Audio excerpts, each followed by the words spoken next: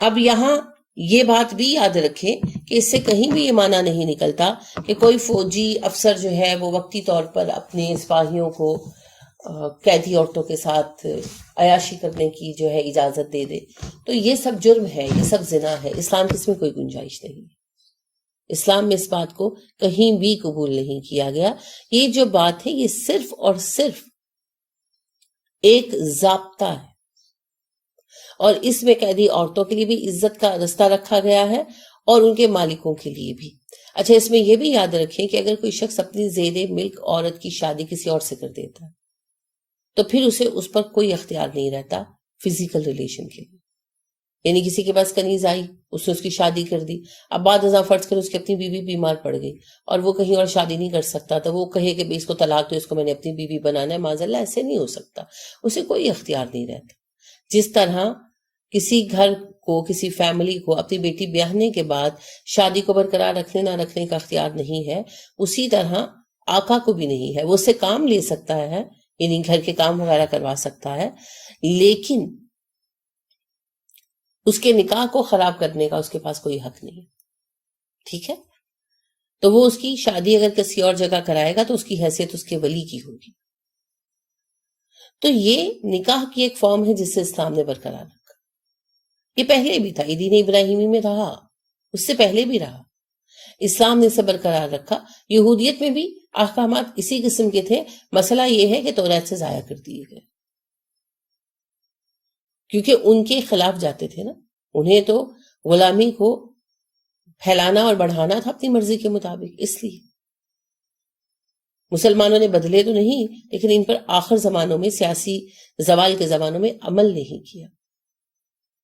تو بہرحال یہ ایک صاف ستھرا قانون ہے، اس میں کوئی ایسی برائی، کوئی خرابی نہیں ہے جس کو پیش کر کے اسلام کی شکل بگاڑنے کی کوشش کی جاتی ہے. تو یہ ہے غلامی سے متعلق قوانین، اور یہ ہے الا ما ملکت ایمانکم کا معنی. اس سے مراد خدا نخواستہ یہ نہیں ہے کہ جہاں کچھ عورتیں قیدی بنی وہیں معاذ اللہ شروع ہو گئے ان کے ساتھ کوئی بدفعلی کرنے کے لیے، کوئی عیاشی کرنے کے لیے. اس قسم کے معنی اس کے بالکل بھی نہیں ہے. یہ بالکل صاف ستھری بات ہے، اس کی حدود و قیود ہے. یہ ایک قانونی معاملہ ہے، اسی طرح جس طرح نکاح کا ہے.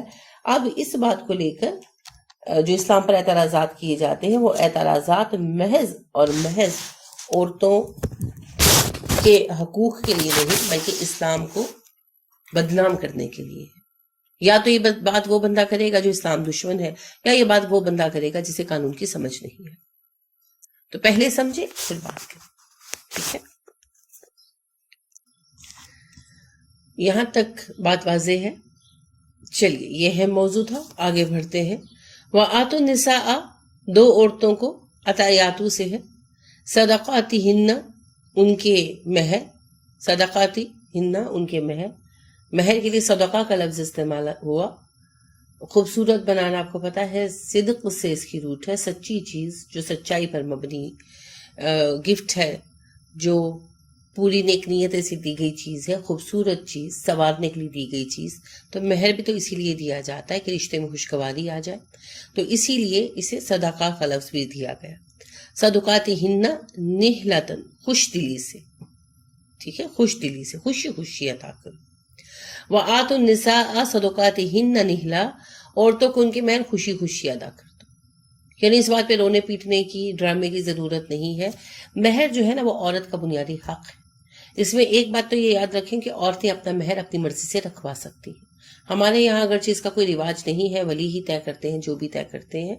اگر تو عورت نے اختیار دیا، یعنی بچی راضی ہے کہ ہاں میرے ابا جو کریں گے وہ ٹھیک ہے، پھر تو کوئی قباحت نہیں. لیکن اگر بچی کہتی کہ نہیں مہر اتنا رکھا جائے، تو بچی ہی کی بات مانی جانی چاہیے، اس کا حق ہے. وہ کم بھی تقاضا کر سکتی ہے، زیادہ بھی تقاضا کر سکتی ہے. اور مہر جو ہے لڑکی یا اس کا ولی جو مانگتا ہے وہ دینا لازم ہوتا ہے، یعنی اسے ایگری کرنا چاہیے. ہمارے یہاں بہت برا سمجھا جاتا ہے مہر مانگنا یا مہر میں اضافہ جو ہے. میں نے یہاں تک سنا کہ اینا لگتا ہے طلاق لین دا ارادہ ہے کہ زیادہ مہر مانگنے پہ. نہیں، غلط بات ہے، غلط طریقہ ہے. ٹھیک ہے؟ مہر میں خوش دلی شرط ہے. ہاں مردوں کا بھی یہ حق ہے کہ وہ اپنی حیثیت کے مطابق مہر کی بات کریں اور اس میں ایک دوسرے کے ساتھ نیگوشیٹ کر سکتے ہیں، مگر نیک نیتی کے ساتھ، یہ نہیں کہ تانے ہی دیتے رہے کہ تو تینا مہر منگیا سی تو تے کیتا سی، یہ غلط سوچ ہے۔ اس کے بعد پھر دوسری بات یہ ہے کہ یہ نیت رکھنا کہ بھئی ٹھیک ہے 2 لاکھ مانگ رہی ہے تو مان لو دینا کس نے ہے۔ اکثر لوگ جو ہے وہ مہر قبول کر لیتے ہیں اور نیت یہی ہوتی ہے کہ ہم دیں گے نہیں۔ یہ بہت ہی بری اور گندی بات ہے، کیونکہ اللہ سبحانہ و تعالیٰ کہتے ہیں ان کے مہر ادا کر اور خوش دلی کے ساتھ ادا کر، مگر ہمارے یہاں اول تو لوگ مہر پر لڑائی بہت ڈالتے ہیں، اس کے بعد اور پتہ ہے یہ جو طریقہ ہے کہ نکاح کے وقت بیٹھ کر مہر ڈیسائیڈ ہو رہے ہوتے ہیں، یہ غلط طریقہ ہے، یہ باتیں پہلے ہونی چاہیے۔ اسلام میں بھی یہی ہے کہ جس وقت رشتہ بھیجا جاتا اس وقت معاملات طے ہوتے کہ اچھا اگر آپ ہماری بیٹی سے نکاح کرنا چاہتے ہیں تو مہر کیا دیں گے، ٹھیک ہے۔ تو ابو طلحہ رضی اللہ عنہ نے جب ام سلیم کے لیے نکاح کا پیغام دیا، خود دیا جا کر کہ میں آپ سے نکاح کرنا چاہتا ہوں، تو ام سلیم رضی اللہ تعالیٰ عنہ نے کہا میرا مہر کیا دیں گے آپ اگر میں آپ سے نکاح کر لوں؟ تو انہوں نے کہا کہ سونا چاندی جو آپ مانگیں۔ تو کہنے لگیں کہ میں مسلمان ہو گئی ہوں، میرا مہر یہ ہے کہ آپ مسلمان ہو جائیں۔ تو ابو طلحہ رضی اللہ عنہ مسلمان ہو گئے اور انہوں نے اور کچھ نہیں لیا مہر میں۔ خیر بہترین مہر تھا جو انہوں نے پایا۔ کہنے کا مطلب یہ ہے کہ مہر کے معاملات اس وقت ڈسکس ہونے چاہیے جس وقت رشتہ پکا کیا جائے، اس سے پہلے۔ لیکن ہوتا یہ کہ عین شادی کے وقت جب نکاح نامہ سامنے پڑا ہوتا ہے، اس کو فل کیا جا رہا ہوتا ہے، اس وقت مہر چھڑتی ہے اور پھر خوب بدتمیزیاں ہوتی ہیں، تو پہلے قدم پر ہی ساری خرابی ہو جاتی ہے۔ تو یہ طریقہ ہی غلط ہے۔ خیر پھر لوگ اگر مان لیتے ہیں تو یہ ان کا ذہن ہوتا ہے کہ ادا کس نے کرنا، تو یہ ساری سوچیں غلط ہے۔ مہر کی ادائیگی ضروری ہے۔ اگر کوئی شخص وفات پا جائے اور ان کی ابھی مہر ادا نہیں ہوا، یعنی بیوی نے مانگا نہیں، شوہر نے دیا نہیں، تو سب سے پہلے قرض کی مد میں مہر بھی ادا کیا جائے گا۔ اس کے بعد، اس ادائیگی کے بعد وصیت پوری ہوگی اور مال تقسیم ہوگا، یعنی یہ ایسی ذمہ داری ہے۔ تو دو اور خوشی خوشی دو، یہ نہیں کہ منہ بنا کے لڑائی ڈال کے تانے دے کر، نہیں، خوشی خوشی مہر دو کہ بھئی یہ ہے میری طرف سے آپ کے لیے مہر، آپ کے لیے تحفہ۔ مہر دو، خوشی خوشی دو، ڈرامے کرنے کی، لڑائی کرنے کی، جھگڑا کرنے کی ضرورت نہیں ہے، منہ بنانے کی ضرورت نہیں ہے۔ خوشی سے دیں، اللہ قبول بھی فرمائیں گے، اللہ برکت بھی دیں گے۔ فَإِن تِبْنَ، پھر اگر اپنی خوشی سے، لکم تمہارے لیے، ان شیئن کوئی حصہ، منہ اس کا، نفسن خود، فکلوہ تو کھاؤ اس کو، ہنین مزے لے کر، مرین خوشی سے۔ ہے نون حمزہ روٹ ہے ہنیا کی، اور میم رے حمزہ مریا کی، ٹھیک ہے۔ کھانے پینے کے لیے استعمال ہوتا ہے، فوڈ پائپ کو بھی کہتے ہیں مری۔ فَإِن تِبْنَ لَكُمْ عَنْ شَيْءٍ مِّنْهُ نَفْسًا فَكُلُوهُ هَنِيئًا مَرِيئًا، پھر اگر اپنی خوشی سے وہ تمہیں کوئی حصہ دے دیں اپنی طرف سے اس مہر کا، تو اسے خوشی خوشی کھاؤ۔ تبنا توبہ سے ہے، خوشی خوشی۔ اگر عورتیں اپنی خوشی سے مہر کا کچھ حصہ تمہیں دے دیں تو اسے خوشی خوشی استعمال کرو۔ یعنی ایک صاحب نے اپنی بیوی کو مہر کے 50,000 ادا کیے، 50,000 طے ہوا تھا، بیوی نے 25,000 واپس کر دیے، تو اللہ کہتے ہیں خوشی خوشی کھاؤ، کوئی بات نہیں، گفٹ ہے، کچھ نہیں ہوتا۔ اور اسی طرح کوئی کسی اور شکل میں معاف کر دینا، لیے ہی نہیں، 2 لاکھ مہر رکھا، 50,000 موجل تھا اور موجل تھا اور 1.5 لاکھ موجل تھا، تو 50,000 تو موجل ادا کر دیا گیا، 1.5 لاکھ موجل جو ہے وہ رہ گیا۔ تو وہ بعد میں جب ادا کرنے کا وقت آیا یا بعد میں جب شوہر نے ادا کرنا چاہا تو بیوی نے کہا نہیں مجھے نہیں چاہیے، سب کچھ آپ ہی کا دیا ہوا ہے تو مجھے یہ مہر نہیں چاہیے۔ تو یہ ہے اپنی مرضی سے معاف کرنا، پورا بھی کیا جا سکتا ہے، حصہ بھی کیا جا سکتا ہے۔ اللہ سبحانہ و تعالیٰ کہتے ہیں اگر وہ خود معاف کر دیں تو آپ خوشی خوشی کھائیں، آپ پر کوئی پکڑ نہیں ہے۔ اب بحث اس میں صرف اتنی ہے کہ اگر بیوی معاف کر دے پھر بعد میں تقاضا کرے تو بعض کا کہنا ہے کہ نہیں اس کو قبول کیا جائے گا، اور بعض کا کہنا ہے کہ نہیں اگر وہ بعد میں تقاضا کرتی ہے تو اس کا مطلب ہے کہ اس نے خوشی خوشی نہیں دیا۔ اور اس پہ تیسری رائے ہے کہ اس پر حالات کا اعتبار کیا جائے گا اور دیکھا جائے گا کہ یعنی عورت کا تقاضا جو ہے وہ کسی غصے کی وجہ سے ہے، کسی ناراضگی کی وجہ سے ہے، یا اس وجہ سے ہے کہ اس پر جبر کیا گیا، تو اس اعتبار سے دیکھ کر، جبر وغیرہ کو دیکھ کر ہی جو ہے نا فیصلہ کیا جائے گا۔ تو بہرحال میرے خیال میں تیسری رائے زیادہ اہم ہے کہ عورت کے فعل کو بھی حالات کے پس منظر میں دیکھا جائے گا۔ تو عورت نے جو مہر معاف کر دیا، اگر بعد میں عورت وہ حصہ مانگتی ہے تو اس کے بارے میں رائے میں اختلاف ہے۔ بعض کہتے ہیں کہ ضرور واپس دلایا جائے گا، بعض کہتے ہیں کہ نہیں دلایا جائے گا، ایک دفعہ جب ویو کر دیا تو کر دیا، اور بعض کہتے ہیں حالات کا اعتبار کیا جائے گا، اور میں سمجھتی ہوں کہ تیسری رائے سب سے زیادہ درست ہے۔ بہرحال آگے بڑھتے ہیں۔ اللہ سبحانہ و تعالیٰ فرماتے ہیں وَلَا تُؤْتُوهَا السُّفَهَاءَ، وَلَا تُؤْتُوا السُّفَهَاءَ، وَلَا تُؤْتُوا نہ دو، وہ آتو اور یہاں توتو ایک ہی سیغے، شکل کے دو سیغے ہیں، عطایاتو کی شکل ہے دونوں۔ وَلَا تُؤْتُوا السُّفَهَاءَ، نہ دو بے وقوفوں کو، اموالکم اپنے مال، التی وہ مال جنہیں جعل بنایا اللہ نے لکم تمہارے لیے قیامن، قیام کا ذریعہ، زندگی کو قائم رکھنے کا ذریعہ، وارزقوہم اور رزق دو ان کو، فیہا اس میں سے، وقسوہم اور انہیں کپڑا دو اس میں سے، وقولوا اور کہو لہم ان سے، قولا معروفا، معروف بات۔ بے وقوفوں کو اپنے مال مت دیا کرو، وہ مال جنہیں اللہ نے تمہاری معیشت کے قیام کا ذریعہ بنا رکھا ہے، ہاں انہیں اس میں سے کھلاؤ، کپڑا پہناؤ اور ان سے مناسب اچھی بات کہو۔ یہ ایک بڑا ہی اہم اور جامع اصول ہے۔ اگر کوئی شخص مال کے صحیح استعمال پر قادر نہیں ہے تو اس کا مال اس کے حوالے نہیں کیا جائے گا، اسے مالکانہ حقوق نہیں دیے جائیں گے۔ تو ملکیت کے حقوق اتنے بھی غیر متعین نہیں۔ اب وہ کون لوگ ہیں جو مال کا صحیح استعمال نہیں کر سکتے؟ ایک تو بے وقوف ہو سکتے ہیں، ہے نا، جن میں عقل نہ ہو، مال کے صحیح استعمال کی سمجھ نہ ہو، مینٹلی ریٹارڈڈ بھی ہو سکتے ہیں، وہ سب لوگ آتے ہیں۔ اس کے علاوہ وہ لوگ بھی شامل ہیں جو ذہنی اعتبار سے تو صحیح ہیں، اخلاقی اعتبار سے اتنے گئے گزرے ہیں کہ وہ مال کو ضائع کریں گے۔ کیسے؟ جوؤں میں، شرابوں میں، عیاشی میں۔ تو مال جو ہوتا ہے نا ایک بندے کا، وہ صرف اس کا نہیں ہوتا، اس پہ پورے خاندان کی محنت اور ان کا حصہ شامل ہوتا ہے۔ اور پھر آپ دیکھیے کہ پوری قوم کا بھی حصہ شامل ہوتا ہے۔ قوم جو ہے کوئی ایک نیشن، جیسے پاکستان میں ہم رہتے ہیں تو پاکستانی قوم کی معیشت ہر فرد کی محنت سے چلے ہوئے کام سے ہی بنتی ہے نا، معیشت اور کیا ہے۔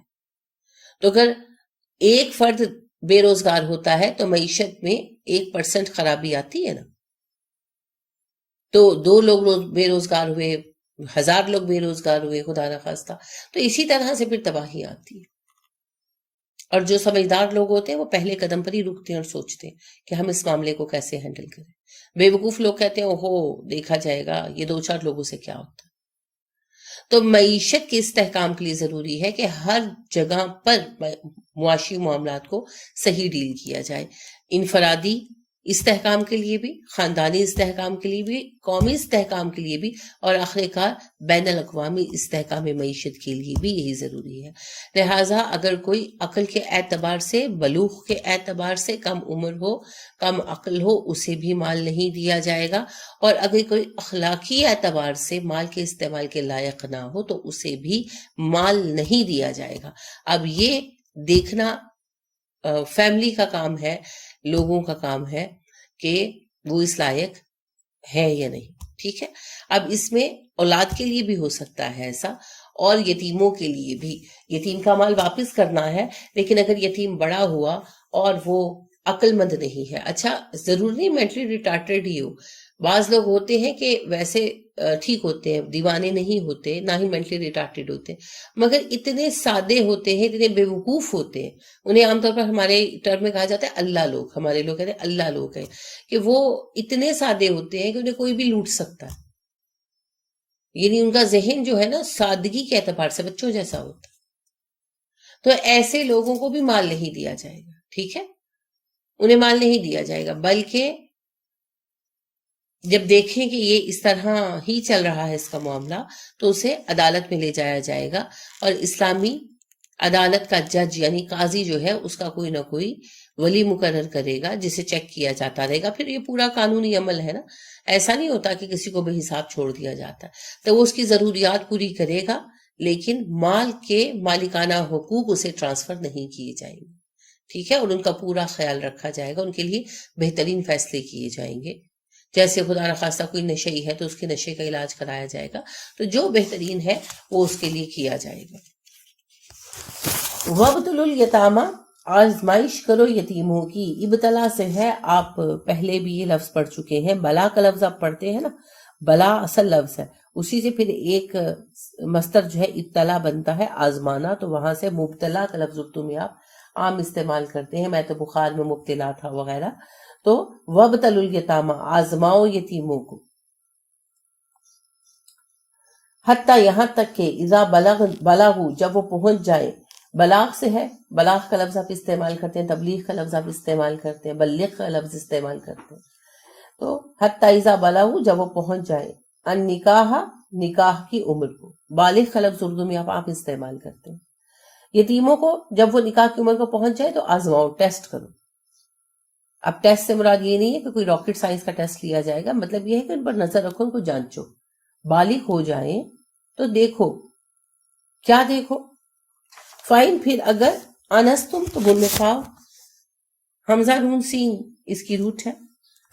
انسا ہوتا ہے محسوس کرنا, دیکھنا, مانوس ہونے سے ہے کہ ان میں موجود پاؤ. منہم, ان میں, رشدن, بھلائی, سمجھ. رے شین دال سے ہے. راشدہ ہوتا ہے بھلائی کی فہم ہونا. مرشد ہوتا ہے اس سے, راشد ہوتا ہے اس سے, رشید ہوتا ہے اس سے, جس میں اچھے برے کی عقل ہو. فدفعوا, تو لوٹا دو, دے دو, الیہم, ان کو, اموالہم, ان کے مال. ولا تاکلوہا, نہ کھاؤ اس کو, اسرافن, جلدی جلدی, وبدارن, تیزی سے, ان یکبروا, کہ وہ بڑے ہو جائیں گے. ان کا مال جلدی جلدی مت کھا جاؤ اس خوف سے کہ وہ بڑے ہو جائیں گے.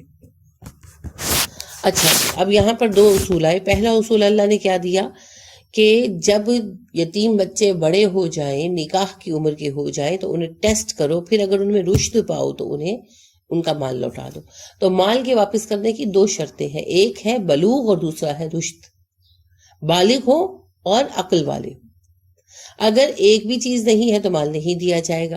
تو یتیم بچہ جب تک بالغ نہیں ہوتا تب تک تو مال اسے نہیں دیا جاتا, یہ تو سب کو پتا ہے. اب دوسرا رشد والا جو امر ہے اس پر لوگوں کی نظر نسبتاً کم جاتی ہے. رشد کیا ہے؟ وہ نارمل عقل جس کے تحت ہم اپنا مال سنبھال سکتے ہیں. یہ عقل نارمل چاہیے, یہ نہیں کہ وہ بڑا میتھمیٹیشین ہو یا وہ بڑا بزنس مین ہو تو آپ دیں گے. معنی یہ ہے کہ وہ نارمل عقل جس کے تحت انسان کو سمجھ ہوتی ہے کہ میرا مال ہے, میں نے اسے سنبھالنا ہے. وہ رشد پائیں تو اس کا مال اس کو دے دے. اور اگر وہی کیفیت جو ہم نے پچھلی آیت کے اعتبار سے پڑھ لی ہے کہ اس میں رشد نہیں ہے, وہ دیوانہ نہیں ہے مگر رشد بھی نہیں ہے, مال سنبھالنے کے لائق نہیں ہے, یا کہ اس میں کوئی ایسی اخلاقی خرابی ہے جس کے بنا پر ہمیں پکا یقین ہے کہ وہ مال ضائع کر دے گا, تو ایسی صورت میں اس کا مال اسے نہیں دیا جائے گا, بلکہ عدالت میں مقدمہ جائے گا. عدالت میں اس کا گارڈین مقرر کرے گی, اس کا کسٹوڈین مقرر کرے گی جو اس کا خیال رکھے گا اور اس کے مالی معاملات کو چلائے گا اور اسے خرچہ دے گا. ٹھیک ہے, تو رشد ہونا ضروری ہے. اگر رشد نہ ہو تو مال واپس نہیں کیا جائے گا. امام ابو حنیفہ علیہ رحمہ جو ہے وہ یہ رائے قائم کرتے ہیں کہ اگر رشد نہ ہو تو 7 سال تک انتظار کیا جائے گا. 7 سال بعد رشد ہو یا نہ ہو یتیم کا مال واپس کر دیا جائے گا. لیکن باقی سارے علماء اس بات پر متفق ہیں کہ اگر رشد نہیں ہوگا تو مال کبھی واپس نہیں کیا جائے گا, بلکہ گارڈین معاملات کو چلائے گا. اور میرے خیال میں بھی یہی زیادہ صحیح رائے ہے. تو یہ بات آپ کو سمجھ آ گئی, الحمدللہ. اچھا, اللہ سبحانہ و تعالیٰ فرماتے ہیں کہ یتیموں کا مال اسراف کرتے ہوئے اور جلدی جلدی مت کھا جاؤ اس خوف سے کہ وہ بڑے ہو جائیں گے. یعنی مال ختم کر دینا کہ بڑے ہوں گے تو اپنا مال لے لیں گے. فرض کریں کہ کسی کا جو ہے پیسہ پڑا ہوا ہے کسی کے پاس, یعنی ایک بچہ یتیم ہو گیا, مسٹر اے کے بھائی مسٹر بی وفات پا گئے, وہ مالدار آدمی تھے, ان کا پیسہ تھا, وہ پیسہ مسٹر اے کی کسٹڈی میں رکھا گیا, تو وہ ان کے بچوں کی پرورش پر پیسہ لگاتا رہا, لیکن اگر پیسہ 1 لگتا تھا تو وہ 10 شو کرتا رہا, اور وہ پیسے اس نے استعمال کر کے ختم کر لیے کہ کل کو یہ بچے بڑے ہوں گے تو یہ پیسہ مجھ سے لے لیں گے. تو یہ بھی تو یتیم کا مال کھانا ہے نا. تو اللہ سبحانہ و تعالیٰ کہتے ہیں ایسے مت کرو، اس خوف سے کہ کل کو وہ بڑے ہو کر پیسہ لے لیں گے، ایسا مت کرو. یتیم کا مال ہے، حساب ہوگا تم سے. ومن کانا، اور جو کوئی ہو غنین مالدار، فلیستعفف، تو وہ تو دامن ہی بچائے. ومن کانا فقیرن، جو ہو محتاج، فلیاکل، تو وہ لے کھائے، بالمعروف، دستور کے مطابق. جو تو مالدار ہے اسے تو چاہیے یتیم کے مال سے دامن بچائے، اور جو فقیر ہو محتاج ہو وہ دستور کے مطابق کھائے. کیا معنی ہے؟ بالکل واضح معنی ہے، آپ کے سامنے ہے. اللہ سبحانہ و تعالیٰ کہہ رہے ہیں کہ جو شخص مالدار ہے اسے تو چاہیے حصہ ہی نہ لے. یعنی مسٹر اے اور مسٹر بی دو بھائی تھے، دونوں ہی مالدار تھے. مسٹر بی مر گئے تو مسٹر اے کو ان کے بچوں کی ذمہ داری سونپ دی گئی. اب ان کا اپنا کاروبار چلتا ہے، وہ خود لاکھوں میں کھیلتے ہیں، تو انہیں تو کوششیں کرنے چاہیے کہ اپنے بھتیجوں کا خرچہ بھی اپنے پاس سے ہی کرتے. اگر اتنا نہیں کر سکتے تو چلے ان کا خرچہ لے، مگر اپنے لیے کوئی پیسہ نہ لے. اللہ نے لاکھوں دے رکھے، اپنا پیسہ استعمال کرے، ان کے پیسے میں سے کچھ مت لے. اور دوسری طرف وہ بندہ ہے جس کے پاس پیسہ نہیں، یعنی دو بھائی ہیں، mister A mister B. Mister B وفات پا گئے اور وہ بہت مالدار آدمی تھے، ان کی اپنی فیکٹری تھی. مسٹر بی جو ہے وہ نہیں اتنی ترقی پا سکے، ان کی جاب ہے جس سے بس گھر ہی چلتا ہے. اب ان کو کسٹڈی سونپ دی گئی ان کے بھتیجے اور ان کے کاروبار کی.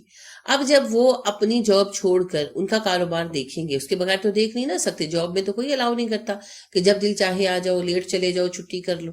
تو وہ اپنی جاب چھوڑیں گے تبھی کاروبار کی دیکھ بھال کریں گے. تو وہ کاروبار کی دیکھ بھال کریں گے تو بھائی ان کا گھر کیسے چلے گا؟ انہیں بھی تو گھر چلانا ہے، اور ان کے پاس تو لاکھوں روپے نہیں. اب وہ کیا کریں؟ وہ اپنی تنخواہ لے سکتے ہیں. اگر کوئی مینیجر ہوتا تو تنخواہ لیتا نا. تو جو ایک معروف تنخواہ ہے کاروبار کی وسعت کے اعتبار سے، آپ دیکھیں نا کاروبار کی وسعتوں کے اعتبار سے تنخواہیں ہوتی ہے نا. ایک ایسی کمپنی جس کی ایک ہی برانچ ہے اکلوتی، تو وہ کم پیسے دے گی. ایک ایسی کمپنی جس کی برانچیں پورے ملک میں پھیلی ہوئی ہیں وہ اور طرح سے سیلری دے گی. اور جو انٹرنیشنل کمپنیز ہوتی ہیں وہ اپنے اعتبار سے سیلریز دیتی ہے نا. تو ملٹی نیشنل کمپنیز میں سب سے زیادہ جو ہے وہ سیلری پیکیجز اچھے ملتے ہیں. تو جتنی کاروبار کی وسعت ہے اس کے اعتبار سے جو معروف تنخواہ اس وقت مینیجر کی ہوگی وہی تنخواہ اس بندے کی رکھی جائے گی تاکہ وہ اپنا گھر چلا سکے. ٹھیک ہے، یہی اللہ فرما رہے ہیں یہاں پر. جو تو مالدار ہے وہ یتیم کے مال میں سے کچھ بھی نہ لے، اور جو محتاج ہے، ضرورت مند ہے، وہ دستور کے مطابق اپنا خرچہ لے سکتا ہے. تو خرچے سے مراد یہ نہیں کہ لکھ کر دیا جائے میرا اتنا خرچہ ہے، اس کی تنخواہ مقرر کر دی جائے گی باحیثیت جو ہے کسٹوڈین، باحیثیت جو ہے گارڈین، تو وہ اپنی وہ تنخواہ جو ہے وہ لیتا رہے. ٹھیک ہے، تاکہ اس کا گھر بھی چلتا رہے. فَإِذَا دَفَعْتُمْ إِلَيْهِمْ، پھر جب تم دو انہیں، اموالہم ان کے مال، فَأَشْهِدُوا تو گواہ بناؤ، علیہم ان پر. جب تم انہیں ان کے مال واپس کرو تو اس پر گواہ بناؤ. گواہ سے مراد یہ نہیں کہ راہ جاتے لوگوں کو پکڑیں گے اور گواہ بنا لیں گے، یہ قانونی پروسیس ہوتا ہے. جس وقت کوئی ایسا بچہ یتیم ہوتا ہے، اللہ رحم فرمائے، تو بات عدالت میں جاتی ہے، عدالت ہی اس کا گارڈین مقرر کرتی ہے. تو اس وقت ظاہری بات ہے قانونی پروسیس ہوتا ہے. تو متعلقہ افراد گھر آتے ہیں اور دیکھتے ہیں، اور ٹائم ٹو ٹائم آ کر وہ وزٹ بھی کرتے ہیں کہ بچوں کی صحیح پرورش ہو رہی ہے نہیں ہو رہی، اس کی رپورٹ بھی کرتے ہیں.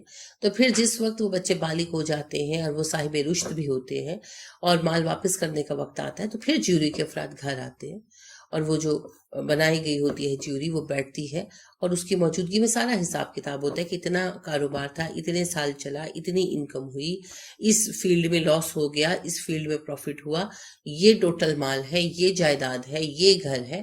سارا حساب کتاب کر کے اس کو وائنڈ اپ کر کے یتیم کے حوالے کیا جاتا ہے، اس کے اوپر سگنیچر ہوتے ہیں اور یہ فائل بند ہوتی ہے. تو یہی بتایا جا رہا ہے.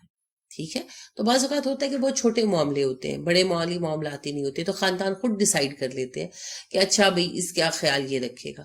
تو اس میں بھی پھر یہ طے ہونا چاہیے کہ کتنا مال ہے، کہاں پر ہے، کیا ہے. تھوڑا بھی ہے تب بھی، اور جب وہ بچے بڑے ہو جائے تو ان کا سب کچھ انہیں واپس کیا جائے، تو اس وقت بھی پھر خاندان کے افراد معروف طریقے پر بیٹھ کر گواہی دیں گے. اور اس بات کے گواہ بنیں گے کہ ہاں جی جو کچھ لیا واپس کر دیا. اس طرح پھر پتہ کیا ہوگا, بعد میں دل میں برائی نہیں آئے گی. ہو سکتا ہے یتیم بچے کے دل میں ہی آئے کہ پتہ نہیں میری اما ابا کا کیا کیا تھا, اس سے کیا کیا کھا لیا, تو کم از کم گواہ یہ تو بتا سکیں گے نا کہ ہاں بھی جب یہ مال ان کے حوالے کیا گیا تو یہ اتنا تھا, اب یہ آپ کو اتنا ہی واپس کیا جا رہا ہے یا زیادہ کیا جا رہا ہے, جو کچھ بھی ہے. تو یہ پھر گواہی ضروری ہے. تو بنیادی طور پر تو یہ عدالتی کام ہے, عدالتوں میں ہوگا. اگر بہت ہی چھوٹے لیول کا کام تھا, یعنی بہت ہی معمولی کام تھا, اس کی نوعیت معمولی تھی اور خاندان والوں نے مل جل کر دیا, تو تب بھی اس پر اہل خانہ کو, خاندان والوں کو گواہ بنایا جائے گا. مقصد کیا ہے؟ ایک تو معاملات کو کلیئر رکھنا, دوسرا دلوں کو صاف ستھرا رکھنا کہ یہ نہ ہو کہ گارڈین بھی بیچارہ مفت میں بدنام ہو جائے. تو ان سارے معاملوں کو سنبھالنا, تو اس لیے گواہی پھر ضروری ہے. وقف باللہ حسیبہ, حساب لینے کو اللہ ہی کافی ہے. کہ یہ سارے سلسلے اس لیے بنائے جا رہے ہیں تمہارے لیے کہ تمہیں چیک اینڈ بیلنس کا خوف ہو اور تم برائی سے بچ سکو. تمہیں یہ ڈر ہوگے پکڑے جاؤ گے اور تم گناہ سے بچو. دوسرا سبب یہ ہے تمہارے دل ایک دوسرے سے صاف رہیں, تم ایک دوسرے پر شک و شبہ نہ کرو. باقی حساب تو اللہ نے لینا ہے, اور وہ تنہا کافی ہے حساب لینے کے لیے, کسی اور کی ضرورت نہیں ہے اللہ سبحانہ و تعالی. اللہ اعمال خود دیکھتا ہے, خود ہمارے ہر کام پر گواہ ہے, اور حساب بھی خود لے گا. یہ تو صرف سلسلے ہیں چیک اینڈ بیلنس کے. ٹھیک ہے, تو یہاں تک بات سمجھ آئی؟ کوئی سوال, کوئی بات؟ چلیے پھر سبحانک اللہم و بحمدک ونشہد ان لا الہ الا انت ونستغفرک ونتوب الیک. السلام علیکم ورحمۃ اللہ وبرکاتہ.